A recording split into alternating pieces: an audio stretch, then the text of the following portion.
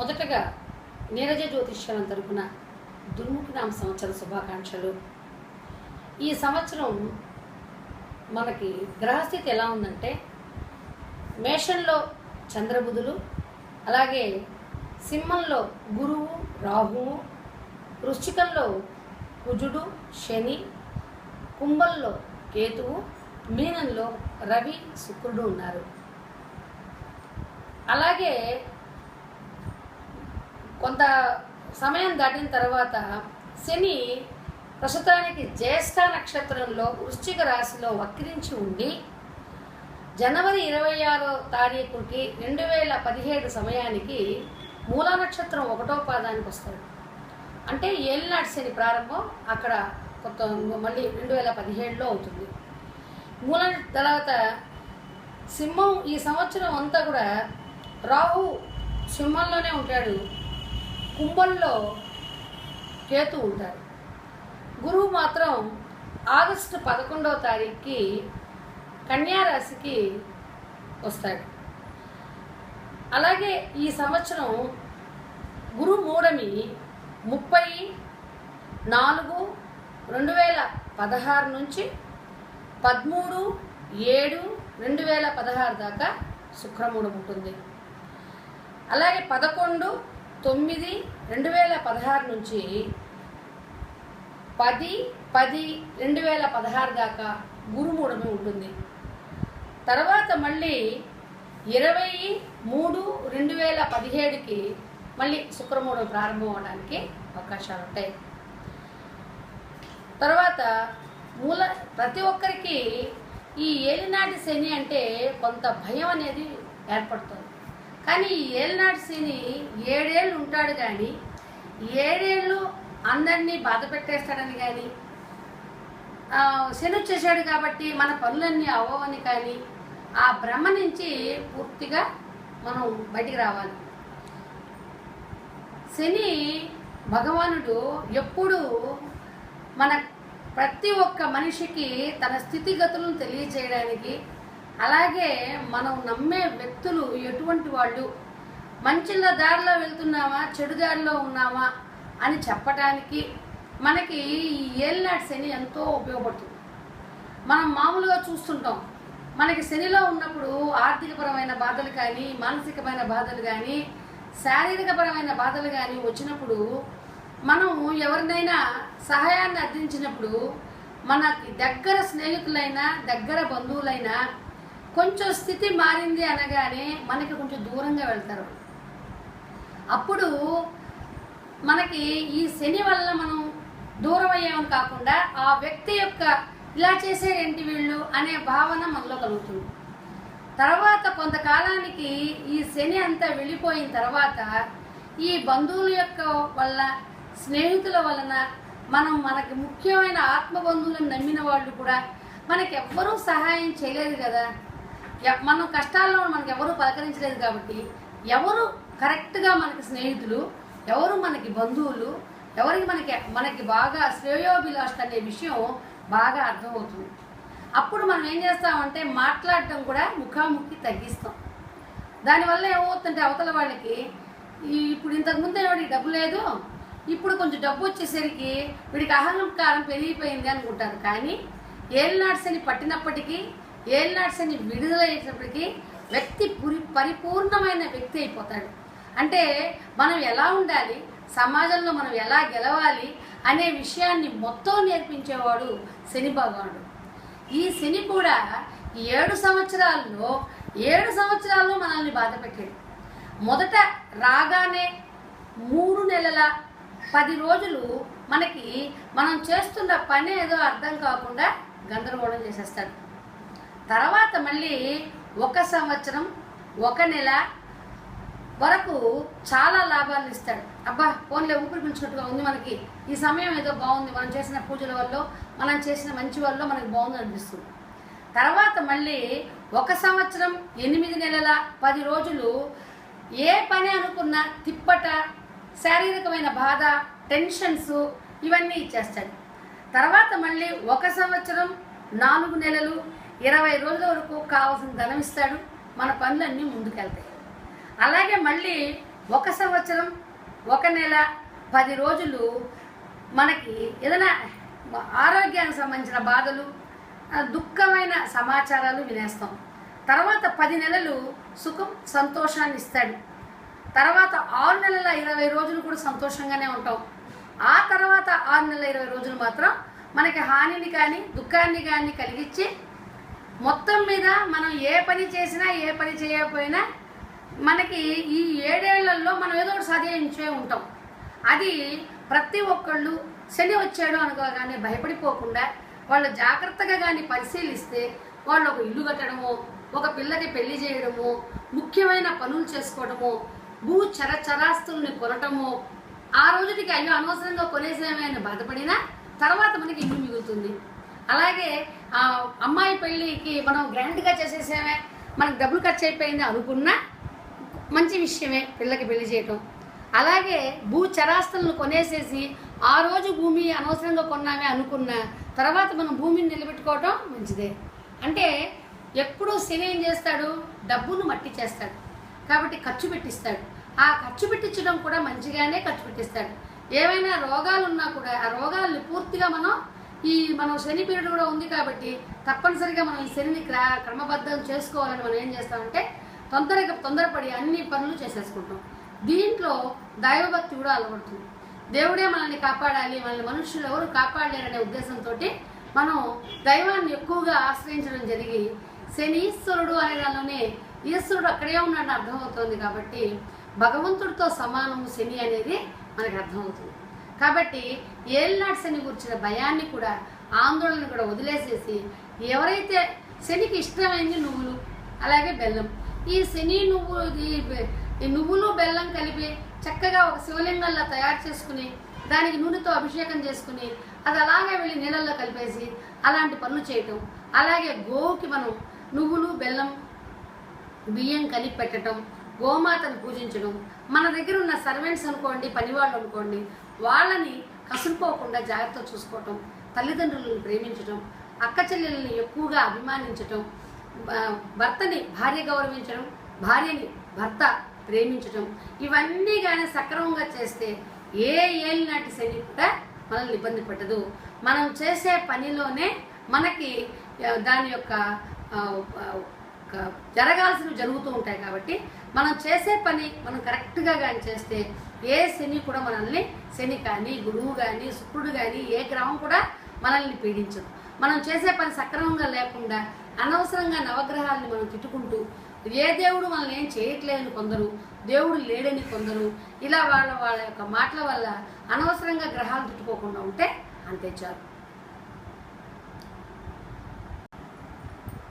మొదటగా మేషరాశి వారికి ఈ సంవత్సరం అంతా మిశ్రమ ఫలితాలు ఎక్కువ కనిపిస్తుంటాయి.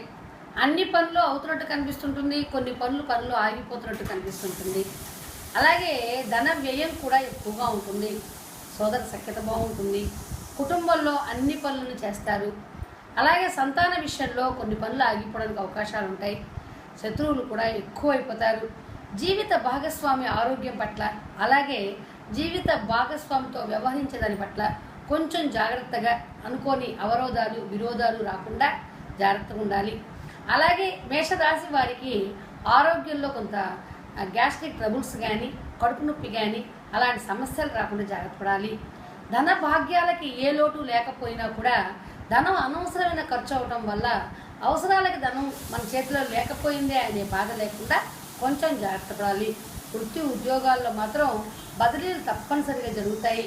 ఆ బదిలీల్లో కూడా మనం మంచి స్థానానికి రాలేదేమో అనే భయం, బాధ ఎక్కువగా మేషరాశి జరుగుతూ ఉంటుంది. కాబట్టి కొంచెం జాగ్రత్త తీసుకోవాలి. అలాగే ఏదైనా పెళ్లి విషయాలు ఏమైనా ఉంటే కుటుంబంలో ఆ వివాహ విషయాలన్నింటినీ పూర్తి చేసేస్తారు. అలాగే గృహ సంబంధమైన విషయాలు ఏమైనా ఉంటే అవి కూడా బాగానే ఉంటాయి. కాకపోతే ఈ కోర్టు వ్యవహారాలు ఏమైనా ఉంటే మాత్రం కొంత చిక్కుముడులతో ఉన్నట్టుగా ఉన్న చివరాఖరికి విజయ ఫలితాలు కలుగుతాయి. కాబట్టి దాని పరంగా కూడా బాగుందని చెప్పుకోవచ్చు. మంచి ఫలితాలు ఏమైనా కావాలి అనుకున్న వాళ్ళు ఎక్కువగా సుబ్రహ్మణ్య స్వామిని ఆరాధన చేస్తూ, అలాగే సుబ్రహ్మణ్య స్వామి పాలాభిషేకం చేస్తూ, గోమాతను పూజిస్తూ ఉంటే అన్ని విధాలా బాగుంటుందని చెప్పుకోవచ్చు. తరువాత రాశి వృషభరాశి. వృషభ రాశి వారికి ఈ సంవత్సరం అన్నీ ముందే ఉంటాయి. అన్ని పనులు కొంత నిరుత్సాహాన్ని కలిగిస్తూ ఉంటుంది. అలాగే కుటుంబంలో కొంత ఆందోళనలు ఎక్కువ అవుతాయి. దాంతోపాటు మీకు సహాయ సహకారాలు అందించేవాళ్ళు కూడా ఈ సంవత్సరం కొంచెం వెనకబడతారని చెప్పాలి. అలాగే సోదర సఖ్యత చాలా బాగుంటుంది. కుటుంబంలో ఈ గందరగోళాలు, ఈ బాధలు లేకుండా కొంచెం మాటలు తగ్గించుకుని జాగ్రత్తగా ఉంటే బాగుంటుంది. అలాగే మీ ఆరోగ్యంలో కూడా కొంత చాలా జాగ్రత్త తీసుకోవాలి. ఈ వివాహం కాని వారికి కూడా ఈ సంవత్సరం కొంత వివాహం చేసుకోవడానికి అమ్మవారి పూజ అవి కొంచెం చేసుకోగలిగితే మంచి సంబంధాలు రావడానికి అవకాశం ఉంటుంది. ఆరోగ్యంలో మాత్రం ఎక్కువగా కడుపులో నొప్పి, తల నరాలకు సంబంధించిన బాధలు అధికంగా కలిగినటువంటి వాటి కొంచెం జాగ్రత్త తీసుకోవాలి. వృత్తి ఉద్యోగాల్లో చాలా బాగుంటుందని చెప్పుకోవచ్చు.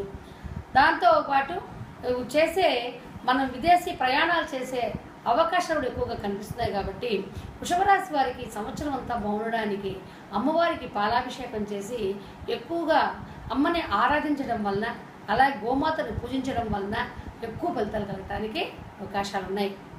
తరువాత రాశి మిథున రాశి.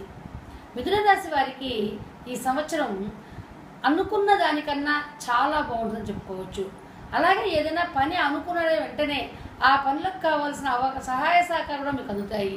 కుటుంబంలో అన్ని పనులను పూర్తి చేస్తారు. సోదరులతో మాత్రం కొంత అనైక్యతా భావం ఏర్పడే అవకాశం ఉంది.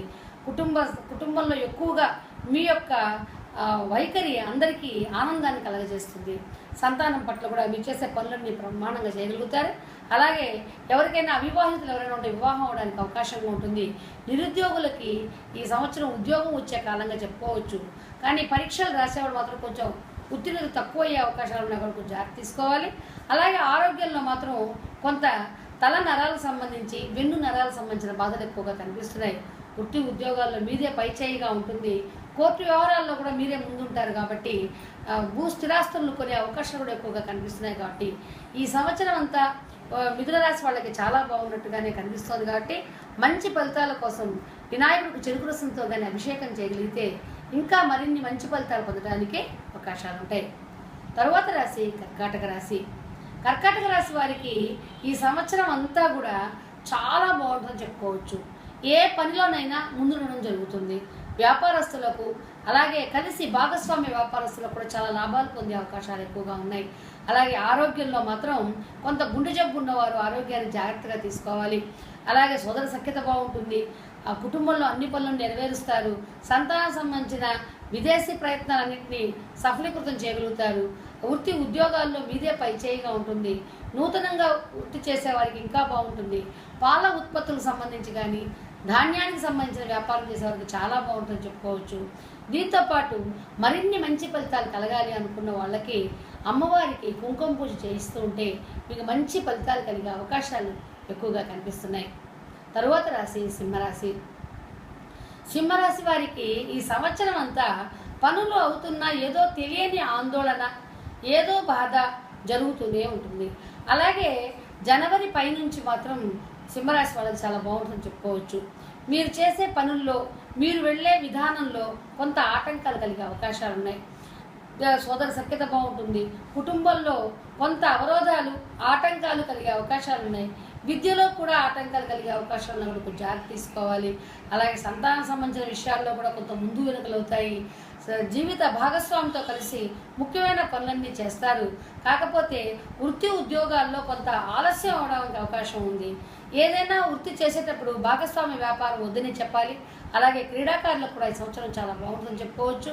అలాగే మంచి పనులు కావాలి అనుకున్న వాళ్ళు సూర్యారాధన తప్పనిసరిగా చేసి శనికి తైలాభిషేకంగా చేయిస్తూ ఉంటే మంచి ఫలితాలు కలుగుతాయని చెప్పుకోవచ్చు.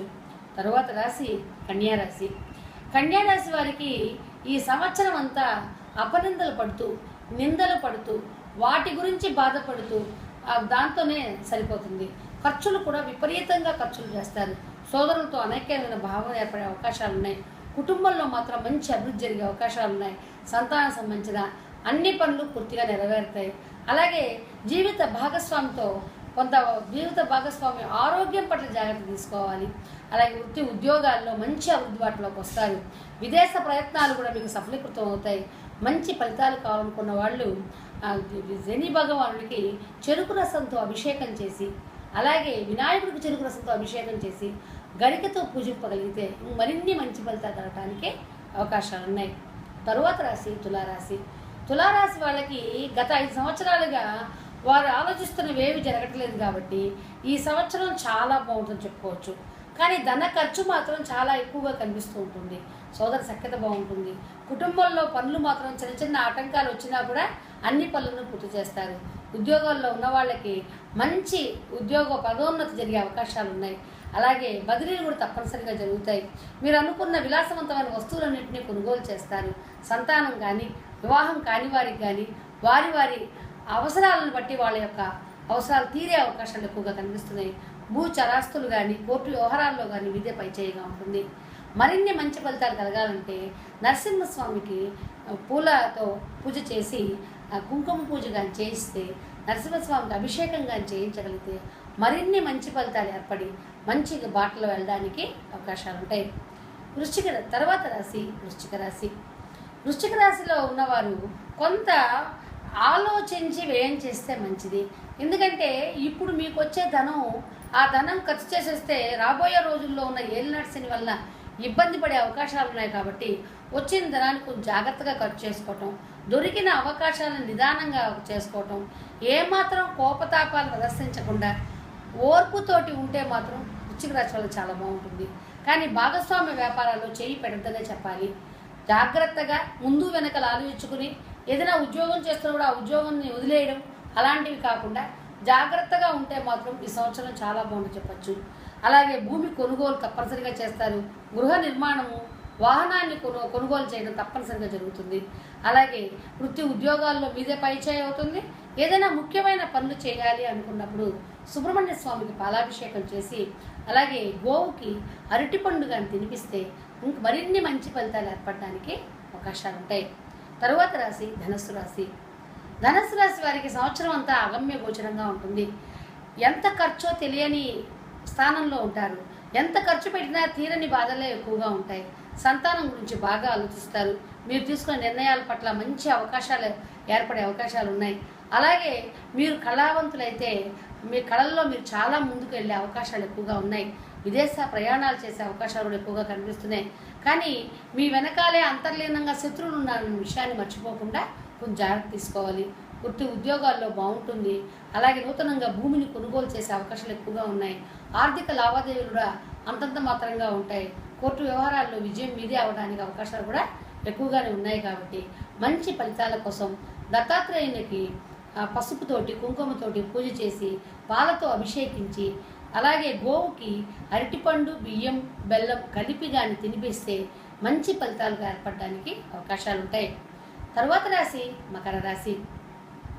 మకర రాశి వారికి ఈ సంవత్సరం ఏమాత్రం ముందుకు వెళ్ళనట్టుగానే కనిపిస్తుంది. కానీ మీ పనులు ఆగినా కూడా అది మీ మంచికే అని గ్రహించుకోండి. కానీ పనులు మాత్రం కొంత ఆలస్యం అవుతుంది. అలాగే గృహ విషయమైన సంబంధాలు మాత్రం బ్రహ్మాండంగా అన్ని పనులు చేయగలుగుతారు. సంతానం సంబంధించిన అన్ని పనులను పూర్తి చేయగలుగుతారు. తర్వాత జీవిత భాగస్వామి ఆరోగ్యాన్ని కొంచెం పట్టించుకోవాలి. అలాగే వృత్తి ఉద్యోగాల్లో కొంత నత్తనడక నడవడానికి అవకాశం ఉంది. కానీ మీరు భూమికి సంబంధించిన వ్యవహారాలు కానీ కోర్టు వ్యవహారాల్లో ముందుంటారు. అలాగే ఏదైనా పని అనుకుంటే వెనకబడిపోతుందని మీరు అలసత్వంతో ఉండక కొంత ముందుకు వెళ్ళి మనకి బాగుంటుందే అనుకుని మంచిగా ఆలోచిస్తూ ముందుకు వెళ్తే మాత్రం చాలా మంచి ఫలితాలు కలిగే అవకాశాలు ఉన్నాయి. అలాగే పొత్తికడుపుకు సంబంధించిన బాధలు, శిరోవేదన ఎక్కువగా కలిగే అవకాశం ఉంది. కాబట్టి కొంచెం జాగ్రత్తగా దాన్ని చూసుకోవాల్సి వస్తుంది. మంచి ఫలితాల కోసం అమ్మవారిని పూజ చేసుకోగలిగి అలాగే గోవును కూడా అమ్మగా భావించి ఆమె గోవును కూడా పూజిస్తే ఆహారం పెడితే చాలా మంచి ఫలితాలు కలుగుతాయని చెప్పచ్చు. తరువాత రాశి కుంభరాశి. కుంభరాశి వారికి ఈ సంవత్సరం అనుకున్నది తడవుగా అన్ని పనులు అవుతూ ఉంటాయి. సంతానం సంబంధించిన పనులు మాత్రం కొంచెం వెనక్కి వెళ్తాయి. వృత్తి ఉద్యోగాల్లో మీదే పైచేయి అవుతుంది. అలాగే జీవిత భాగస్వామితో కలిసి ముంచి పుణ్యకార్యాలు ఎక్కువగా చేసుకుంటారు. ఏ పనిలోనైనా ఆందోళన అలజడి లేకుండా దేవాలయ నిర్మాణాలు అలాంటివి బాగా చేయడానికి అవకాశం ఉంది. ఎవరికైనా సహాయం చేయడానికి కుంభరాశి వారు ఎప్పుడూ ముందుంటారు. కాబట్టి ఈ సంవత్సరం కూడా అందరికీ సహాయ సహకారాలు అందిస్తూ అన్నిట్లో మీదే పైచేయి అవుతూ వృత్తి ఉద్యోగాల్లో మంచి దూర ప్రయాణాలు చేస్తూ అన్ని విధాలా మీకు కలిసి వచ్చే సంవత్సరంగానే ఉంది. కాబట్టి ఇంకా ముఖ్యమైన పనులు జరగటానికి కొంత చీమలకి, కోతికి, కుక్కకి ఆహారాన్ని పెడుతూ, అలాగే అమ్మవారిని, మీనాక్షి అమ్మవారిని ఎక్కువగా కొలవటం వల్ల మీకు మంచి ఫలితాలు, సత్ఫలితాలు పొందే అవకాశాలు ఎక్కువగా కనిపిస్తున్నాయి. తరువాత రాశి మీనరాశి. మీనరాశి వారికి ఏదో తెలియని ఆందోళన, అనవసరమైన చిరాకు, కోపం, మొండితనం వల్ల రావలసిన అవకాశాలు వెనక్కి వెళ్లకుండా జాగ్రత్త చేసుకోవాలి. అలాగే మీరు మాట్లాడిన మాట ఏదైతే ఉందో అది నిలబడిపోయి మీకు సహాయ సహకారాలు అందించకుండా ఆగిపోయే అవసరం తీసుకోవద్దండి. అలాగే మీ ఆరోగ్యంలో కూడా చిన్న చిన్న విసుగు చికాకులు, ఎక్కువగా మూల సంఖ్య ఉన్న వాళ్ళకి, అలాగే గుండె జబ్బు ఉన్న వాళ్ళకి, ఊపిరితిత్తుకు సంబంధించిన బాధలు ఉన్నవాళ్ళు ఎక్కువగా ఉండాలి. అలాగే మీ ఇంట్లో ఉన్న పెద్దవాళ్ళు ఎవరైనా ఉంటే వాళ్ళకి కూడా కొంత ఆరోగ్యాన్ని జాగ్రత్త తీసుకోవాలి. తర్వాత వృత్తి ఉద్యోగాల్లో మీరే ముందుంటారు.